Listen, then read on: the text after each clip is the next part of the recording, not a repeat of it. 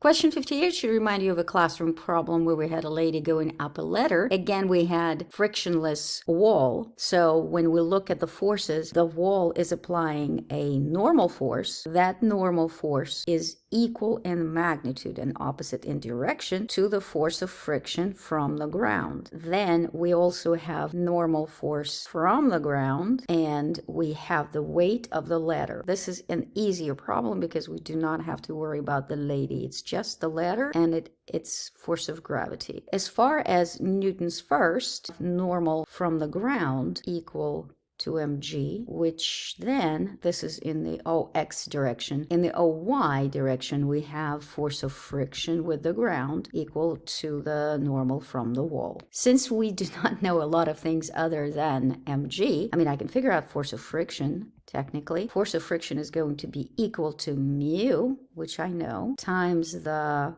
force normal times the mg. But what we do not know is how we can position this ladder before it starts sliding down. Meaning that if we hoist the ladder up this, it will be a more stable position versus as I start lowering the angle, the ladder will start slipping. For that one, we're going to look at our torque. And to knock out the bottom force right here, I'm going to look at this contraption with the axis of rotation at the bottom where the ground is. And then I will have torque that is counterclockwise from the normal force equal to torque that is clockwise, and that's from my force of gravity. If I am talking about the clockwise torque, that is from force of gravity.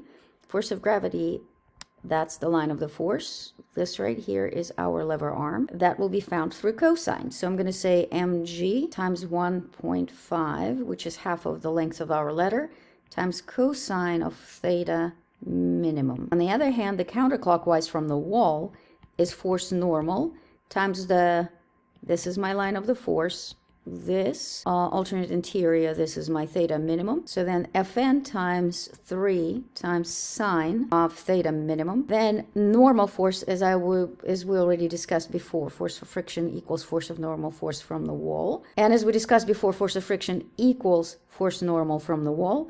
So I'm going to say mu mg 3 sine of theta minimum equals mg 1.5 cosine of theta minimum, from where mg easily cancels. So we get, so if I switch and get sine over cosine of theta, which is tangent, I will get 1.4 over 3 mu's, which is 1 over 0.8. And then from there, arctangent of 1 over 0.8 is 51 degrees.